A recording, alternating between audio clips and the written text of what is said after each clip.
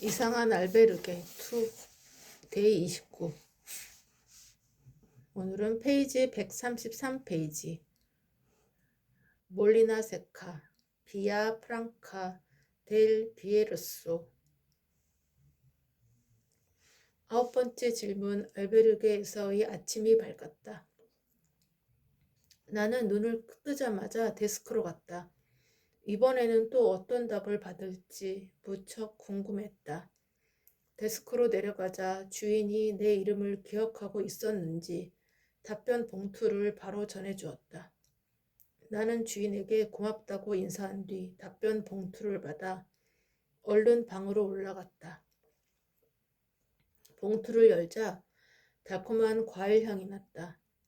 9번째 질문. 알베르게는 과자집 같은 특이한 외관처럼 답변지도 이전 질문 알베르게와는 색달랐다.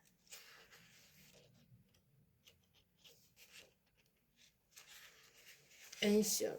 투자하는 데에는 다음 2가지 조건을 생각해야 합니다. 투자의 명분이 무엇인가? 투자하고 난 다음 얻은 수익으로 무엇을 할 것인가? 위의 2가지 조건을 모두 충족한다면 투자에 성공할 것이고, 그렇지 않다면 실패의 고배를 마시게 될 것입니다. 먼저 첫 번째 조건부터 살펴보겠습니다. 주변에서 비트코인에 투자했다가 손해를 본 사람들을 잘 생각해 보십시오. 그들이 투자했습니까? 투기했습니까? 그들은 투자라고 말했지만 투기했기 때문에 돈을 잃고 손해를 본 것입니다. 투자했다면 당신이 말한 것처럼 손해를 보지 않았을 것입니다. 투자와 투기는 완전히 다릅니다. 우리가 돈을 가지고 무언가를 할 때 확실한 명분과 목적을 가지고 한다면 그것은 투자이지만, 단순히 돈을 더 많이 벌기 위해서나 요행을 바라고 한다면 그것은 투기입니다. 돈은 분명한 명분을 가지고 제대로 쓸 수 있는 사람에게 갑니다. 이때 명분이란 사적인 이익이 아니라 공적인 이익, 다시 말하면 사람을 이롭게 하는 행을 뜻합니다. 그렇기에 투기하면 손해를 보고 어려워지는 것입니다. 그런데 투자한 사람도 시간이 지나면서 초심을 잃고 명분보다 더 큰 것을 바라는 욕심이 생기면 그때부터는 투기가 됩니다. 질문에서 비트코인맨이 자신의 전 재산을 비트코인에 투자했다고 했는데, 본래의 투자란 자신이 가진 여윳돈의 30%까지만 해야 합니다. 여기서 여윳돈이란 자신의 수입에서 생활비를 제외한 돈으로, 투자금이 여윳돈의 30%에서 넘어가면 그때부터는 투기가 되어 어려움이 돌아오게 됩니다.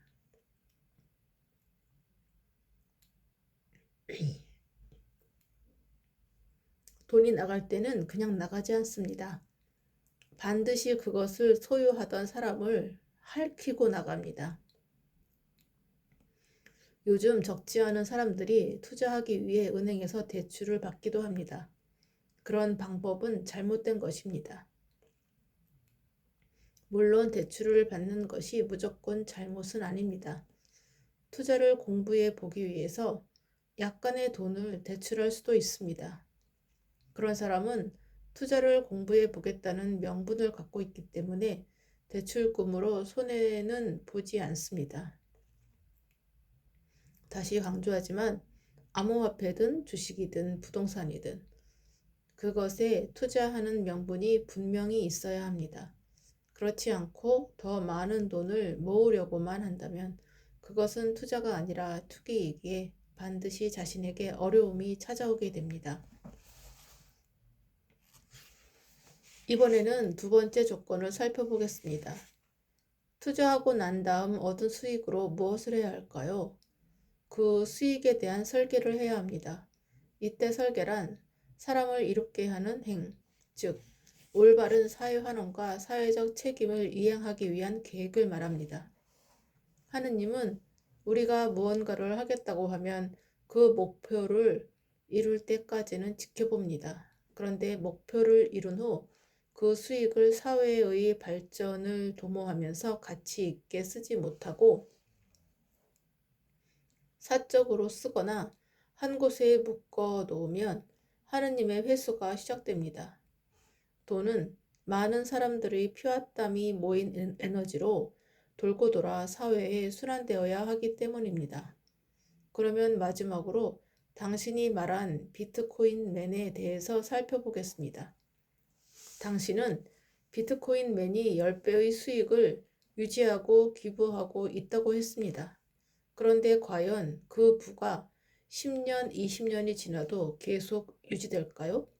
그가 단순히 자신과 가족들의 안위를 위해서 살고 비트코인의 상용화를 위해 개인 간의 거래를 활성화하는 정도의 역할만 한다면 그에게는 많은 돈이 필요하지 않습니다. 그러면 그가 사용하지 않는 나머지 비트코인은 쓰임 없이 한 곳에 묶여 있는 것이 됩니다.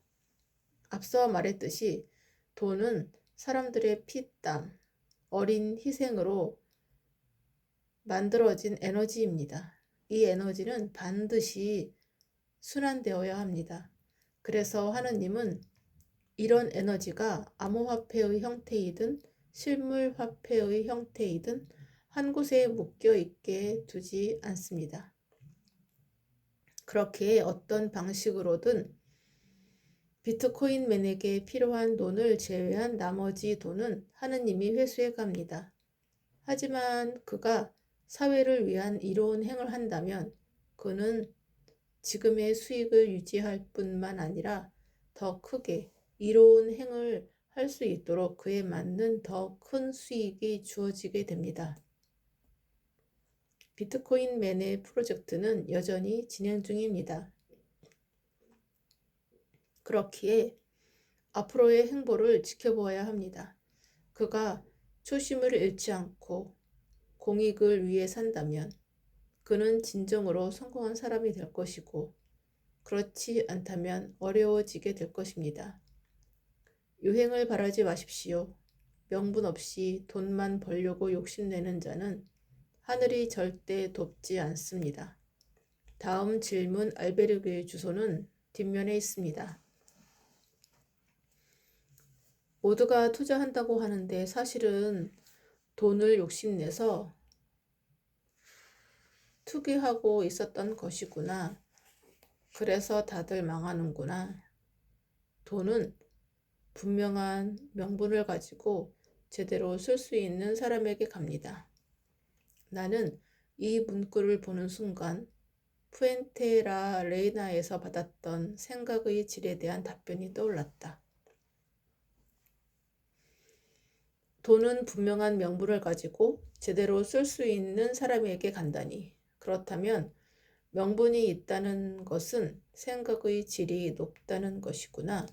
나는 비트코인맨과의 대화를 곱씹으며 그의 명분을 떠올려 보았다. 어제 그는 인터뷰에서 현재의 불편한 통화 시스템을 혁명적으로 바꾸어줄 대안으로 암호화폐를 생각하게 되었다고 했다. 하지만 그 당시 암호화폐가 상용화되지 않았기에 사람들에게 암호화폐를 알리고 이를 상용화하기 위해 여행하며 다양한 노력들을 하고 있다고 했다. 이러한 그의 행보는 가족들이 삶의 방식까지도 바꾸어 놓았다고 했다. 그렇다면 비트코인맨의 생각의 질은 아주 높다고 볼 수 있겠네. 그러다 문득 그의 마지막 말이 떠올랐다. 내 생각엔 아마 100배 아니 1000배까지 상승하지 않을까 싶어요. 초심을 잃고 명분보다 더 큰 것을 바라는 욕심이 생기면 그때부터는 투기가 됩니다. 나는 비트코인맨의 마지막 말과 답변지의 마지막 문장이 오버랩되면서 찝찝함을 느꼈다. 페이스북에 답변지를 올리는데 비트코인맨의 해맑은 아이들이 떠올랐다. 비트코인맨 가족에게도 이 답변지를 보여주고 싶다는 생각이 들었지만 너무 오지랖인 것 같아 전달하기가 망설여졌다. 하지만 아이들이 계속 눈에 밟혔다.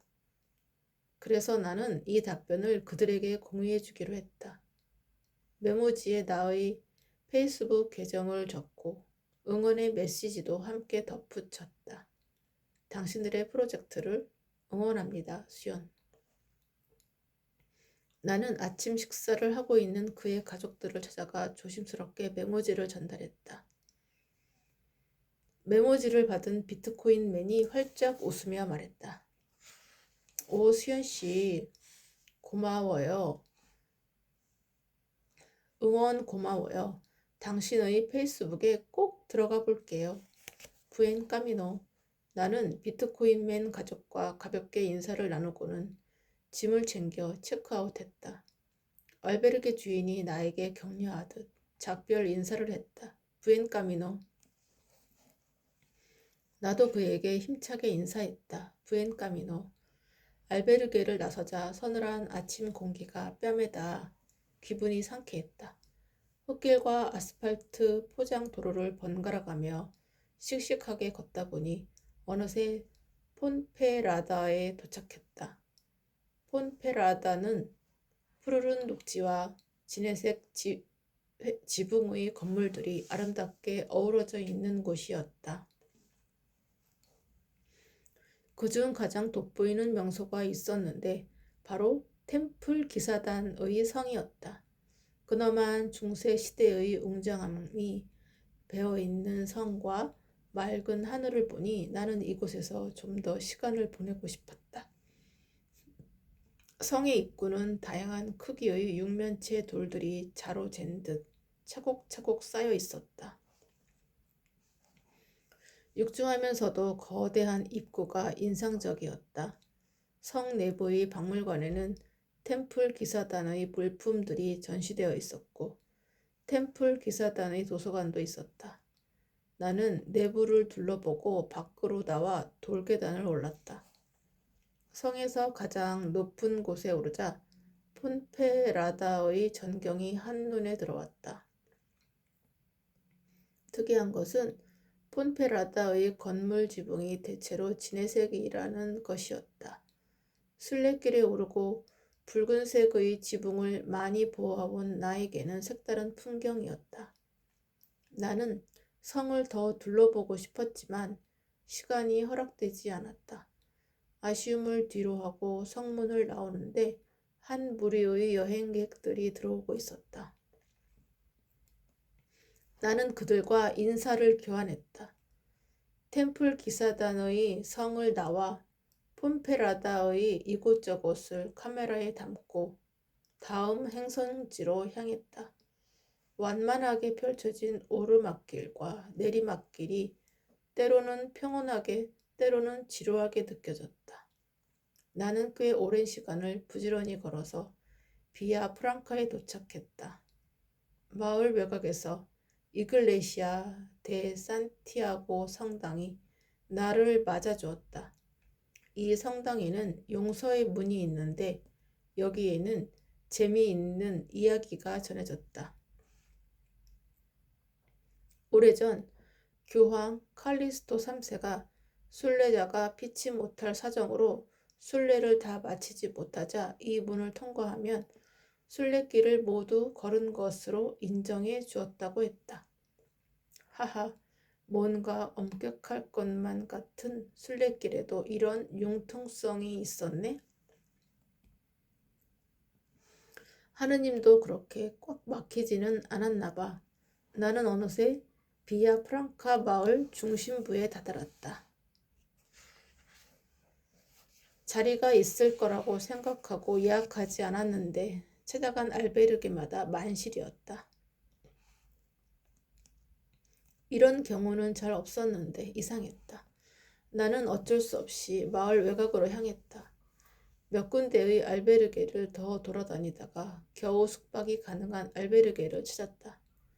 입구에는 한국어로 된 경고문이 붙어 있었다. 숙박하시는 분이 아니면 들어오실 수 없습니다. 뭐지? 들어가 보니 이곳은 얼마 전 경쟁사에서 예능 프로그램을 촬영했던 곳이었다. 그 촬영지가 비아 프랑카에 있다는 사실은 알고 있었지만 설마 내가 여기까지 오게 될 줄은 몰랐다. 알베르게 안으로 들어서자 TV에서 보았던 모습과는 사뭇 달랐다. 이젠 방송이 끝나서인지 시설도 여느 알베르게와 크게 다르지 않았다. 나는 체크인한 뒤 김 부장에게 메시지를 보냈다. 페이스북 메시지 투 김병하. 부장님, 오늘은 비아 프랑카에서 묵게 되었습니다. 숙소가 없어서 한참 헤매다가 들어왔는데 마침 에스파냐 하숙 촬영지네요. 그런데 직접 와서 보니 그냥 그러네요. 한참 페이스북 메시지를 보내는데 옆에서 서툰 영어가 들려왔다. 여기가 한국 TV에 나온 숙소예요. 에스파냐 알베르게. 한국인 순례자가 이곳을 방문한 또 다른 외국인 순례자에게 이곳을 소개해주고 있었다. 오, 그래요? 한국에서? 그 한국인은 알베르게의 한쪽을 가득 채우고 있는 사진을 가리키며 신나게 설명했다. 당시 방송에서 나왔던 한국 음식을 보여주며 출연진으로 나왔던 대한민국의 탑 배우들이 직접 요리한 것이라며 호들갑스럽게 소개했다. K컬처가 확실히 유행인 것 같았다. 외국인도 사진을 보면서 신나서 오, 그래요?를 연신 반복하며 한국에서 유명한 곳이라고 다른 외국인 순례자에게도 알려주었다. 그런 모습을 나도 흐뭇해하며 바라보고 있는데 스마트폰에서 갑자기 알림이 울렸다. 김 부장에게서 온 답장이었다. 페이스북 메시지 from 김병하. 그렇지, 그게 다 PD의 능력으로 포장해서 방송에 나온 거지. 원래 실제랑 방송이랑 다르잖아.